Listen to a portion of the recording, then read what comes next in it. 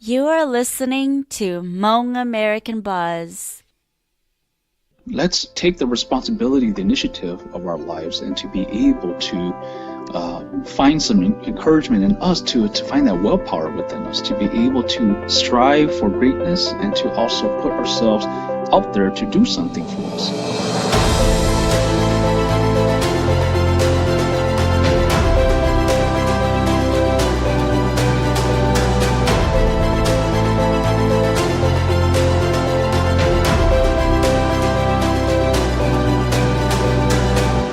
Hello and welcome to Hmong American Buzz episode 6. My name is Sue and with me is... Aaron. Hey Aaron, how you doing? How's your week? Really hot. It's actually pretty chilly outside. How you hot? I'm missing winter already. Not the snow, but just the temperature. I like it cold, but cool at least. You hate the commute, right? I can survive. Now for me, I prefer the warm and hot weather. I'm not a fan of winter. I just hate the commute in general, and just because people get sick so much in wintertime. That is true. A lot of people tend to not want to leave the home. Yeah, well, thankfully, it is springtime in Minnesota here, so we are very fortunate. So you should at least accept spring and be glad. Sure. How's school going for you? Well, it's final week.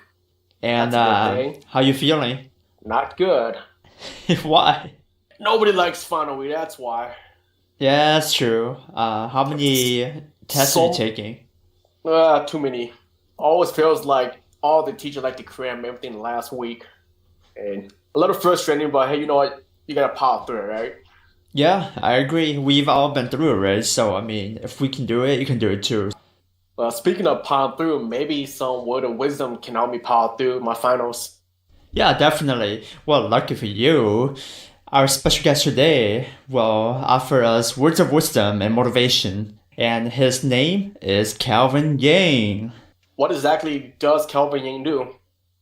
Good question, Aaron. So Calvin Yang does Paaj Lug. Do you know what Paaj Lug is? What is that? Good question. Even I don't know until when I heard of him. So Paaj Lug are Hmong metaphor, proverbs, sayings, wise words. And then what Calvin does specifically though is he translated it over to English, in modern English, for us to understand. Isn't that cool, Aaron? Very cool. Maybe this will motivate you. Let's do this. Alright, ladies and gents, buckle up and let's see what Calvin has to share. So introducing Calvin Yang. How are you doing, Calvin? Not too bad. How about yourself? I'm doing good. Doing good. Alright, so before we start, can you share us a little about yourself? Yeah. So I was born in Fresno, California. I was born into a family of 9. So I have 6 brothers, myself included, and 1 sister. Both my parents as well from Laos. So we lived in Fresno until 1996, and that's when we moved to Minnesota. And I've been here ever since. I heard that you have a master's degree, is that correct? That is correct, yeah. So in regards to academics, I went to the University of Minnesota for my bachelor's degree, and I studied psychology. Nice. And then I also went into my master's program at St. Mary's University of Minnesota that I completed about a year and a half ago, actually 2 years ago. And right now I'm currently in my doctoral program for counseling psychology. So how I got to know you was I went to this Momentum conference last summer, and that's how I got to know you. It's very interesting because you do something that I've never seen before, and it's called Paaj Lug. Is that how you pronounce it? Yeah. Yeah. So what is Paaj Lug?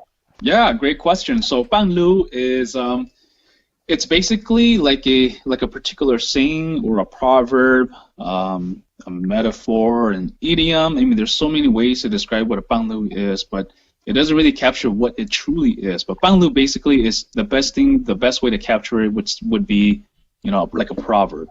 We always hear ancient proverbs. I would say it's more like an ancient proverb. There's some truth within the proverb. There's some life lessons in the proverb. I mean, there's many things you can extrapolate from the proverbs, and they hold very great value, and it's something very valuable that we should pass on. And so, essentially, in a nutshell, it's an ancient proverb. So what was your introduction to Palu, and what made you got into it? As a kid, great question. Yeah, as a kid, I was always interested in the Hmong culture. I was born into a Christian family, and so being a Christian, I grew up around church a lot, and so I wasn't ever. I guess I shouldn't say I wasn't ever, but I was minimally exposed to the Hmong culture. So shaman rituals, I rarely attended those, and even if I did, I had no idea, what was happening. I didn't understand the nuances within the culture. I mean, I've been to numerous weddings as a kid as well, but even as a kid, I had no idea, what the heck I was doing there or what was happening at the table. My Hmong was decent as a kid because my parents are immigrants, and so English is their second language. So they spoke primarily Hmong growing up, and I learned Hmong at a very young age. I didn't start speaking English till I was about maybe 6 years old in first grade. Wow. Yeah, so I wasn't exposed to English until that time, and then, so my Hmong was pretty fluent as a young kid, but it wasn't fluent in the sense that I was able to communicate to the elders using more mature, advanced Hmong language. But I've always had a niche. I've always understood that there's certain languages that the elders would use, more formal language, but I never really used it. It wasn't until actually not too long ago, maybe about 5 years ago, that I started to kind of have an ear for it. My parents always say when you get older, you start to acquire, certain palates, certain taste for food, and then you start to pay more attention to people. You start hearing things differently. And so I sort of kind of had that epiphany where something just changed. And I started hearing things when the elders speak, and it started to make sense to me. And I think that sort of developed over time with age as well, with experience, with engagement with the elders, with the community overall. And eventually it just clicked. And I was in class one day, and we were having a conversation about cultural integration into therapy, which is what I'm studying here as counseling psychology. And I thought to myself, this would be a great opportunity for me to learn more about the Hmong culture because I'll be working with the Hmong community. And why not also share this with the Hmong community at large? Because I'm sure that a lot of people like myself might be struggling with this growing up as a child as well. And not even just that, even right now, this day and age, I mean, the language itself remains, beautiful. There's some sophistication with the language.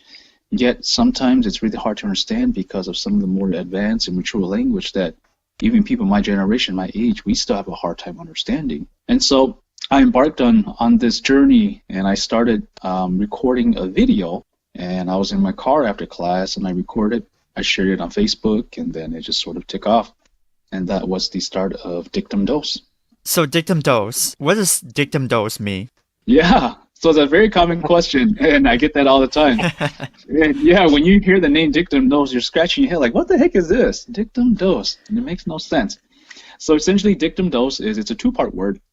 Dictum basically is a word that means, a particular saying, a statement that holds some truth or value. And then dose is just like a dosage, basically. So you're basically getting a dose of dictum, is what the name implies. I never thought about that. That does make sense. Yeah. Oh, I was just going to say that this name here, I mean, I love it, but I can't take credit for it because I didn't come up with it. My wife did. So I want to make that very clear so my wife understands as well that I'm not taking credit for it. She came up with the name. I loved it, and I went with it. So Dictum Dose. So how long have you been doing Dictum Dose? I think I started this, guys, that's such a good question. I think I started this in 2016, if I'm not mistaken. About 3 years? Yeah, I think it was August 2016 or 2017, one of those. Okay.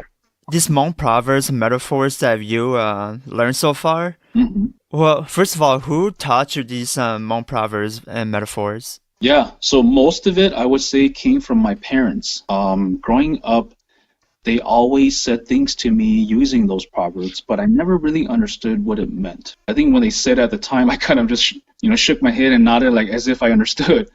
But I don't think I really understood what it meant. Mostly my mom and, my dad as well, they use these proverbs usually during lectures that we usually get. But besides that, they'll use it in everyday language or anything that's spontaneous that would just pop up. They'll say, this would be a great opportunity to teach you. And so they'll say the proverb and they'll say, this is why. This is how this proverb relates to the situation. And so I started picking up on that, and I've always had this kind of niche for the Hmong language and the Hmong culture in general.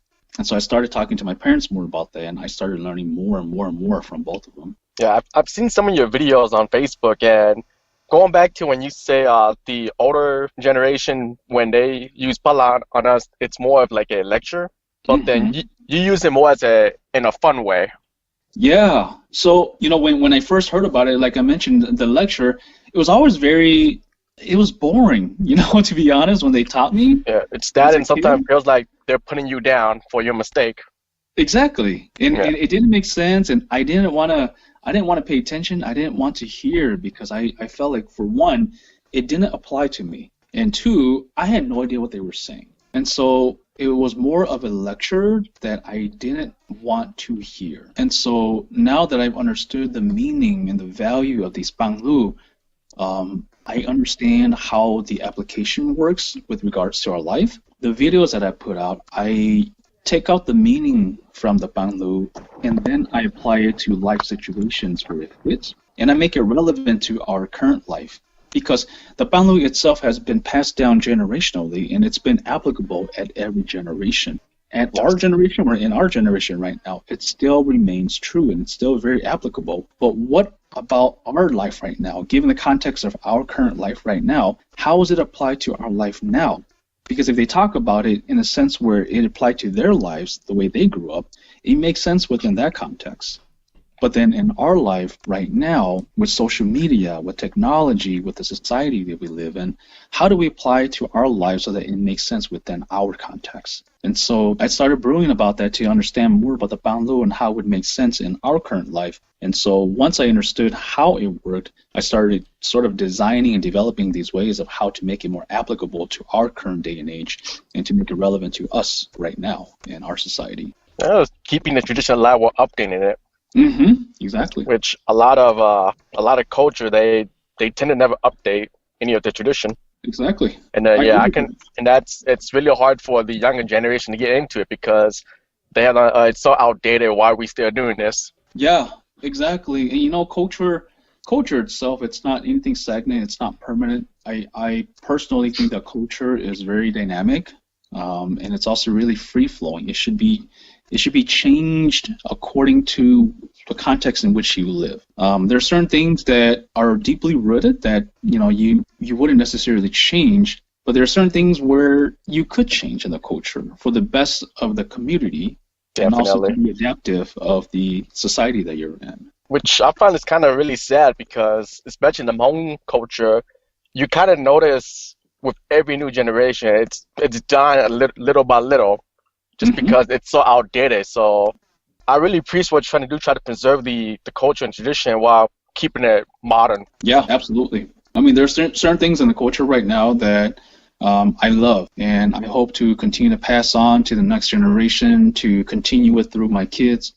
And there are certain things that I completely disagree with, that I would totally keep it out of reach within my kids, and I don't want to pass on. I don't want to perpetuate it because of the negative impact that it would have on the community or, just in people in general. Definitely. So, Calvin, when you translate this Banglu, what's the hardest part that you have to deal with when translating? Yeah.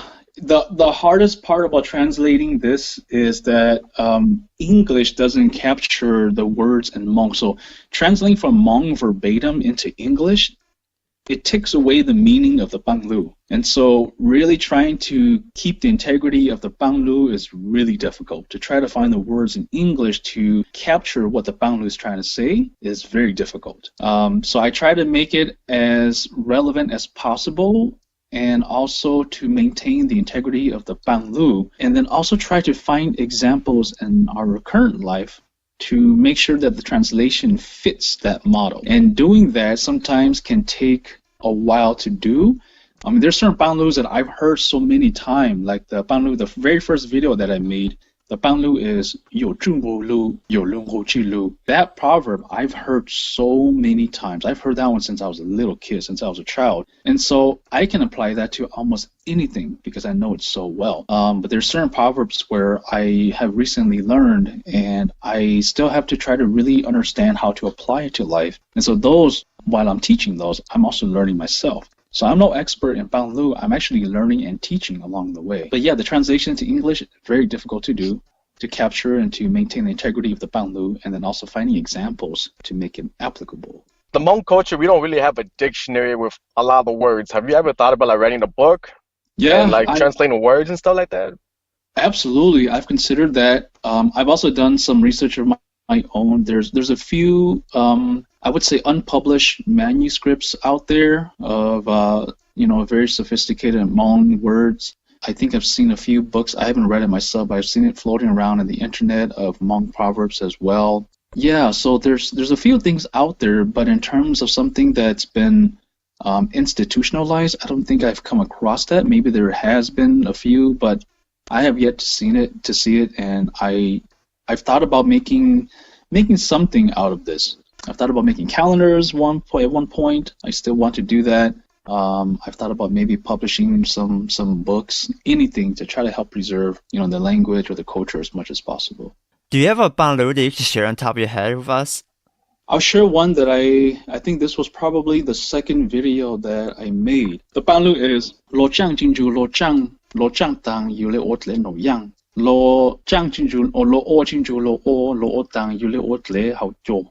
And essentially what that one's talking about is that when people are moving and people are being busy and being productive, you don't be productive with them. You're not being productive at all. You're basically watching them do it. And eventually when they are complete, for example, going to school, they're all busy going to school, yet you don't go to school. When they've graduated, here you are like a dog looking around wondering, oh gosh, if only I had gone with them.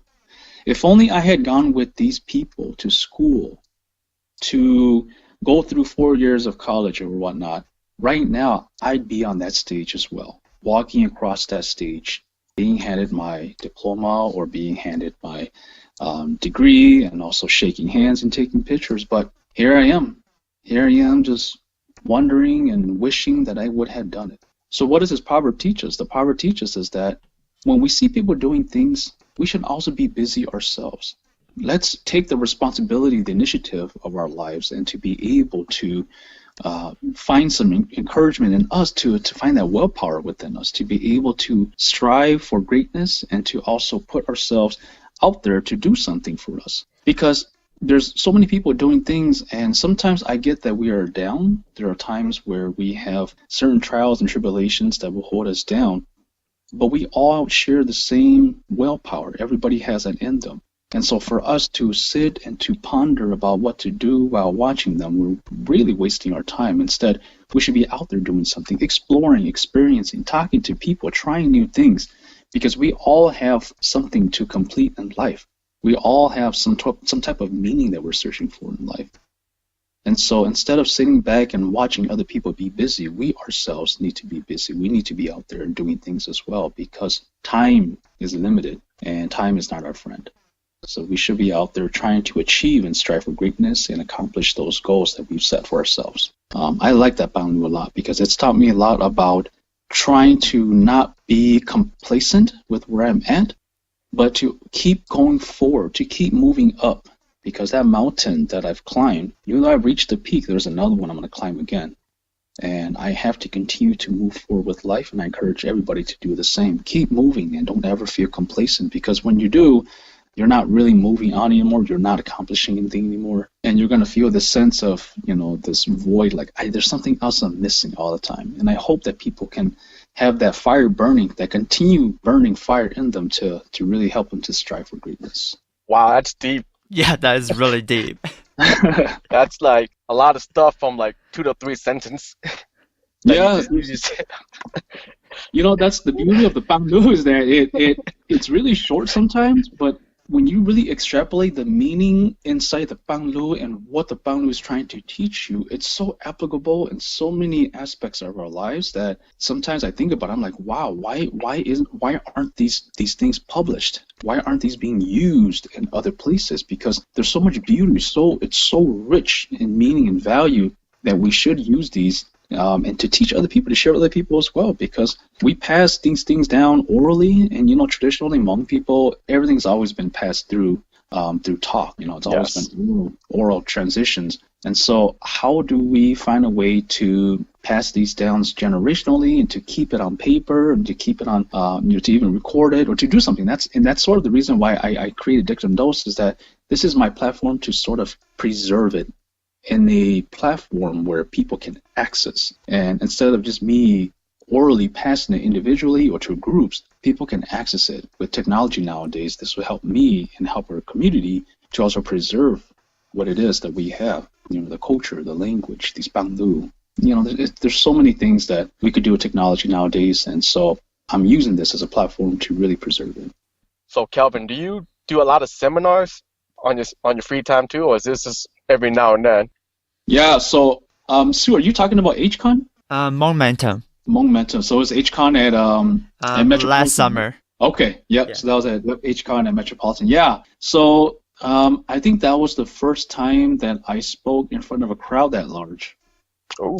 I think we had almost over 200 people there, and it was great. It was great to see all those people there, and the conference was great. There was a lot of energy. There was a lot of great information being shared. That was my first time there, and since then, I've also done many talks at different places. I've been invited to panels. One of the largest audience that I've had yet was this past event that I went to in Eau Claire, Wisconsin. So University of Wisconsin-Eau Claire, they invited me over to their event called Culture Core. This is an event that they've done for over almost several years, and it's more about bringing awareness to the culture itself, about the Hmong culture, and also to share that with the community, and also to the students on campus, and also for students as well who are seeking and trying to understand what the Hmong culture really is. And so I was invited to be a keynote speaker at that event, and it was an amazing event. The student organization, the student association, they've done a fabulous job of organizing this. I mean, there were people coming in from all over. People from St. Cloud went to the event. They had people from Milwaukee, from Madison, from the cities, and of course the community from Eau Claire as well. And it was a great turnout. And I went there. I was very, very humbled to have been invited, and I was very, it was a privilege. It was such a great experience, and it taught me so much just having conversations with people as well. But yeah, I've done a few other talks as well. I went to Hamlin. I've been to Concordia. In fact, I have another event coming up here. I've been invited to also give a talk at Grand Rapids, Michigan.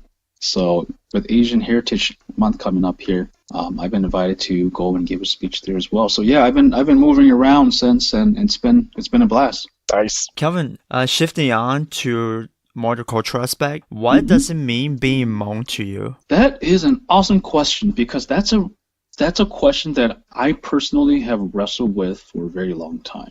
Earlier I mentioned that I was born into a Christian family, and so being Hmong, I felt like I wasn't really Hmong growing up, and I didn't know what being Hmong was, because I wasn't really fully immersed in the Hmong culture. I didn't really learn that until maybe right around my adolescent years, where I started hanging out with more of the Hmong community, being more involved with the Hmong celebrations and rituals and whatnot, and to really understand what being Hmong is. And being Hmong itself it's really hard to define, because I've heard many people say things like, if you don't speak Hmong, you're not Hmong. And I don't think that's true. Do you have to know the culture to be Hmong? I don't necessarily think so as well. I think we all share the same blood. I think there's a certain thread that weaves through all of us, and that is our history. And I always go back to that nowadays, because our history defines who we are as Hmong people. We don't forget our ancestors. We don't forget the experience that they went through. We don't forget about the Secret War. We don't forget about the atrocities and things that happened during the fleeing of war, the things that happened during refugee camps, the lifestyle that our ancestors went through. You know, we live through a common thread, and we share this thread through history. And I think that, to me nowadays, that's what defines me as who I am as a Hmong person. When people ask me, who are you and what's your ethnicity, I'll tell them I'm Hmong. They'll say, who are Hmong people? I always go back to the history. Hmong people are tribal individuals, mountains, people who lived on the mountains, people who were free, people who lived in agrarian culture. And I also share about the war experiences and then how we came about here to the U.S. So it all traces back to history. So to me, being Hmong is about the Hmong history. Like you said earlier, like a lot of people say if you can't speak Hmong, then you're literally not Hmong. Mm-hmm. Sad but true. I don't think it's true at all. Okay, so what advice would you give to someone who is attempting to learn Hmong, the Hmong language, or the Hmong cultural aspect? Yeah, the people who are trying to learn Hmong, I encourage them all to continue to learn Hmong. We can learn it as much as we want through reading books or through hearing other people speak it. But I think the most important thing is to practice it, to really use it, because you can learn so many things, but if you never use it, you'll never be able to fully master it.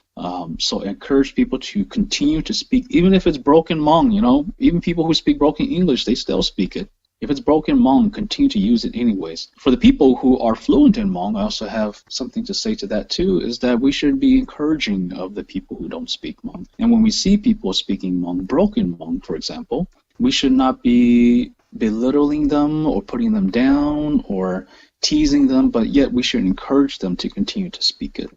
I've seen some situations where a person speaks broken Hmong and then it feels awkward, and so the conversation changes into English. And so I encourage that to not happen, but to continue to speak Hmong despite the level of proficiency, the language proficiency in Hmong. Continue to use it, continue to speak it, even though one person may not necessarily be very proficient in the language, but encouraging each other to continue to use it is my advice for people. Yeah, I remember my experience when I first started to learn the Hmong language. A lot of people only would talk Hmong draw, but they could talk Hmong dirt. And then they would judge me for that. I'm like, okay, so I don't have the same enunciations you guys do, but then like I feel like I was being looked down at, so that's kind of why I stopped learning how to read and write in Hmong. Even though ultimately it is the same language, we still understand each other, but it's just the way how you enunciate. It's like you get put down for that, and it's really sad. And it is, and I'm so glad you brought that up, because you know in the Hmong we have the green dialect and then the white dialect, Hmong Ling and also Hmong Lug. And with these two dialects, I've noticed some hostility between the two languages. And you're right, I think it's very discouraging for some people. But I hope that we can understand and we can accept the differences that we have and be okay with that. And not to use certain things to our privilege and to say this is better, that you should do this, but to appreciate what we have. Because yes, we do have two dialects and the enunciations are very different. Sometimes the words are completely different. But I also encourage people to learn the other dialect. You know, I grew up speaking Hmong Zhuo, and like you, when I had friends who were Hmong Lug, I always felt this need to change the way I spoke into speaking Hmong Lug because I felt very different.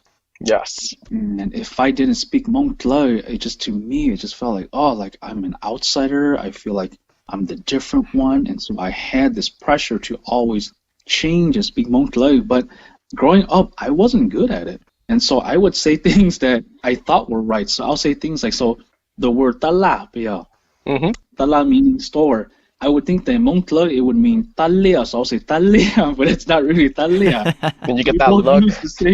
We both use the same word, tala, you know? It's like, yes. You make a mistake like that and they'll laugh at me. I'm like, oh, like this is difficult. And it's easier to just not even speak it. Let me just speak English, something that we have in common and something that we both understand, and there's no dialects, no changes in the way we say things.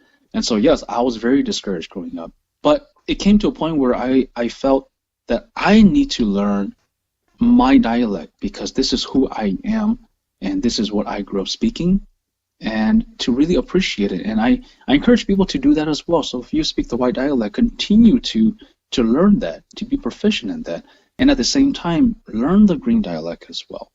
so that you understand the culture fully, because within the Hmong community and the culture, we have these two dialects that are main dialects in the culture. And why not embrace what we have instead of trying to put one down?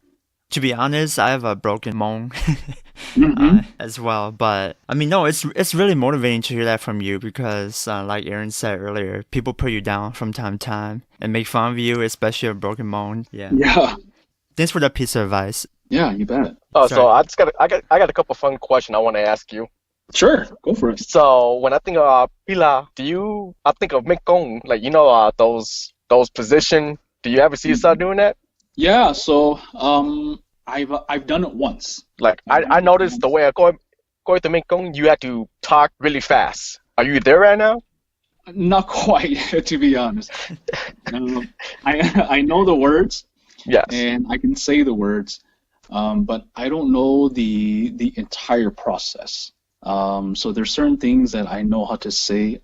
Let's just say I know enough to become a helper. So probably like the Tsi Mekong, Okay. and that's the helper, not the Tito Mekong, the actual person, the main Mekong, but sort of the helper. So I can be the helper because the helper does, like, you still have to say certain things, you still have to do certain things. You have to know particular sayings as well at certain times. And so I've done that role before for my younger brother, and it was a great experience. I like it a lot because you get to use words that you normally wouldn't use in daily conversations. It's really difficult to do because there's so much commotion at the table. You sit really far from the main Mekong, and so to really try to pay attention at the same time, to make sure that you show respect to the family, to show respect for the elders. I mean, the role itself, I mean, when you go to a wedding, it looks like it's all fun and games and people are having a good time, but the pressure that the Mekongs, the way they carry themselves and to portray themselves well, to present themselves well, to show respect, is very difficult to do. And on top of that, trying to do that while you are a little bit intoxicated can be really, really tricky as well, because you're saying so many things. I mean, you're saying like 20 lines to a person, and you're trying to remember all the words. And these are words, again, that you don't use on a daily basis. And so it can be really tricky. But yes, I enjoy it. I'm actually learning from my dad right now. My dad has a class that he's teaching Mekong, and I'm continuing to learn from him. He's also a Mekong. He's a very seasoned Mekong, and he's really good at this. And so he's my main source. So you feel like you're gonna carry the torch after he's done? Yeah, there's That seems to be like that seems to be like a tradition. If your dad ate the Mekong, it's gonna fall under you after he's done, and then after you're done, it's gonna fall under your kid when you're done. Yeah, there's been a lot of pressure on that, and I think for me personally, on a personal level, I want to do it for myself, and at the same time, I also want to do it for my dad as well, because I've seen so many great things that he's done for people and their marriages. My dad is not the type to go out to weddings and to be very loud or obnoxious or in any way. My dad's a very well-kept person. Even, outside of the Mekong role, he's a very neat-kept person. He speaks well. He's very well-composed at all times. And so that also translates into his role as a Mekong, and people appreciate that, to really see a person who's really well-composed, who's well-spoken, pays respect to the family, and the family lives in good harmony, and that's what we want to see in a Mekong. My second fun question is, when you first started doing this, what was like the biggest mistake that you made where you said, I can't believe I just said that, or you were giving like a palu, and the next time you just kind of spaced that, oh no, I forgot what I was supposed to say. Has that ever happened before when you're talking to in front of a crowd or in front of somebody or a group of people? No, not when it comes to Paaj Lug. I think that's one thing that I'm very, very particular about. I want to make sure that I always say it correctly. If anything that I mess up on a lot, it would be translating from Hmong Jo into Hmong Lug, and that's something that I continue to struggle with. Yeah. One time, I'll full disclosure, I'll share a story here with you to give an example of me messing up and really scratching my head afterwards. Like, why the heck did I say that? I was a medical interpreter at one point. And I was interpreting for an older Hmong gentleman at a hospital. And so the doctor came into the room, and the older gentleman asked me to translate. And he said for me to ask the doctor if he could go home.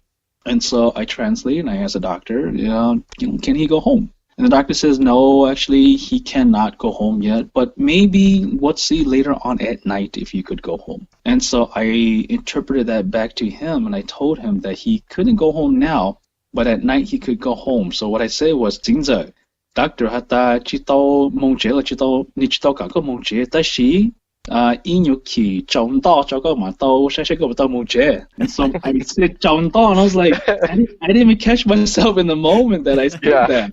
And I can clearly see the old man right now in my mind. He was laughing after I said that, and the doctor and I kind of looked at each other like, okay, what's happening here? I didn't even catch myself. Yeah. And then he just said, okay. And then I said, okay. The doctor looked at me, okay. And so the doctor left. And then the old man looked at me afterwards, and he said, me too. I'm like, no. I was like, how do you know? He's like, we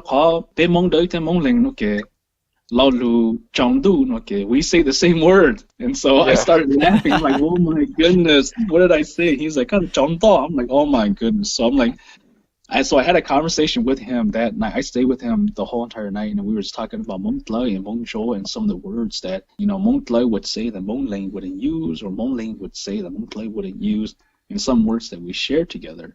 And so it was a great conversation, but I made plenty of mistakes doing that. And I think that's my way of learning the Hmong Lug dialect as well, is to make mistakes. And that's one thing that I always encourage people to do, is make mistakes, and to appreciate and to embrace humility, to be okay with that. Because I think through humility, you can learn so much. You make mistakes and you learn. If we are so fearful of making mistakes, we will never be able to move to the next step. We have to make mistakes to learn. And I think that's an important part of life that we have to embrace. A good lesson. Definitely taught me a lot, that's for sure. So Kelvin, where do you see yourself 5 years from now? 5 years from now, oh my goodness, I have so much going on with school. School is going to take me different places. For school right now, I'm kind of at a place where I have internship coming up, so that's going to be something that I have to really consider where I'm going to go for that, to really hold on to some of my skills, and that could take me anywhere. It can take me across the country, it could take me internationally, who knows. So I could be there. I have my kids as well, so that's going to change my life. I want to continue with Dictum Dos. I mean, I haven't had much time to put into that just because of the amount of time I've been investing into school and family commitments and whatnot.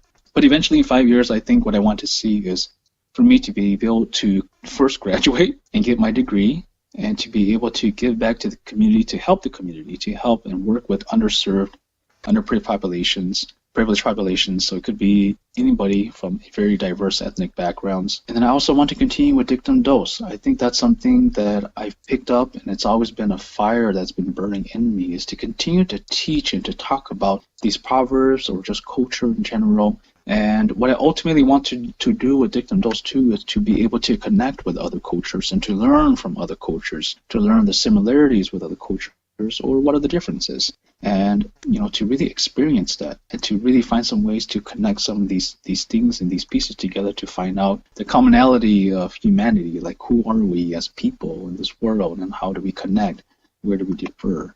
So lots to happen in 5 years, but I think that's a pretty broad answer and whatnot, but I think I still have a lot in place to fulfill. At least you have some kind of goal to aim for too. That's what counts, You don't want to go in blindly 5 years from now and just not have anything planned. Yeah, exactly. So we're gonna shift over to our famous lightning round. All right. So our lightning round consists of 3 questions. Same 3 questions that we ask all our special guests. Are you ready for this? I'm ready. All right, question number 1. Where would you go for a vacation spot and why? Oh, if I could go back to Mexico, I would. I really love Mexico because of the camaraderie that's in Mexico. I love the sunshine. I love the heat. I'm a beach bum, and I'm not a person who likes to plan out things. I'm not very type A. I like to just go with the flow and just kind of relax on the beach, and Mexico was a great place for me to do that. So I'm at Cancun, Mexico. I went to Cancun. Yeah, Cancun. I've been to Riviera Maya as well. Great places to be in. Okay. So, question number 2. What's your favorite book that you have read so far? Yeah, I think, I'm not a big reader, to be honest. But I think one book that I've read completely is the book by Pamela Tatum, Dr. Pamela Tatum, and it's called Why Are All the Black Kids Sitting Together in the Cafeteria? I believe that's the name of the book. It's been a while since I read that book. And that book has taught me a lot about just privilege in general, privilege of people, privilege of race and whatnot. One thing I took away from that book is that, well, let me give the imagery that she talked about. She talked about a moving, the moving escalators or moving walkways at the airports. Yep. And so those moving walkways, there's a divider in the middle. And so to the right are the people who stand, and to the left are the people who walk or who run, if they will. But either way, whether you stand or whether you walk, this conveyor belt on this walkway continues to move forward. And so with privilege, that the example she gave was, with privilege, people who stand or people who walk, they continue to feed into the privilege. She was talking about white privilege in general. And so a person who is white, they may see that they're not really receiving any benefits of white privilege, yet they're walking towards privilege. They're receiving privilege because of, maybe the color of their skin or whatnot, and they're standing on this conveyor belt. People who also receive privileges, maybe like myself, for example, I may be standing to the right, and I'm not feeding into white privilege, but I'm feeding into the privilege of me being a man. And being a man in the Hmong culture gives me a lot of rights. And so I'm telling other people, I may be a man, and, I see my privilege, but I don't think I'm benefiting from it. And I'm not doing anything. I'm standing here. I'm not walking towards it. But I'm still on this conveyor belt that continues to move me toward my privilege as a Hmong male. And so what she talks about is, do you run towards privilege because you know the benefits of it, or do you pretend like you don't acknowledge privilege, yet you're on a conveyor belt when you still receive privilege? The only way to really sort of fight back and to help people be more to not provide equality but equity is to really turn back, to really fight against the grain.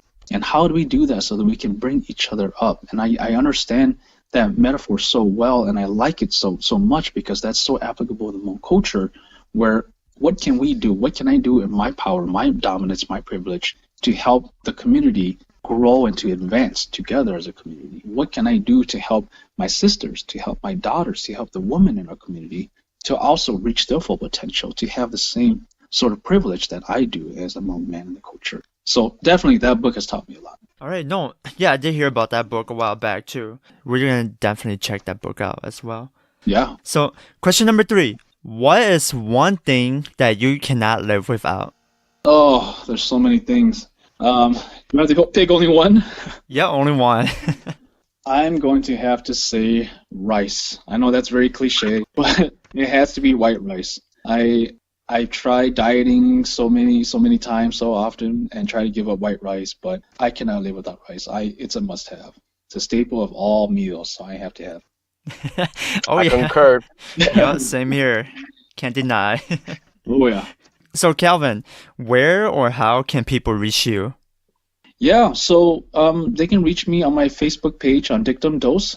They can message me. I think that's the best way. I get that directly. But yes, Dictum Dose, my Facebook page. All right. And we also link that on our website, hmongamericanbuzz.com as well. Great. Thank you for giving us your time. Thanks so much for your wise words. It was really motivating as well. Oh, thank you. Thank you. You're welcome. I appreciate you guys inviting me to be on the show. I really do. If you like this podcast, then please share this with your friends and family. Also, please visit our website, hmongamericanbuzz.com, for more details as well as links to our special guests. Last but not least, please subscribe to our podcast to get the latest episodes. Thanks for listening.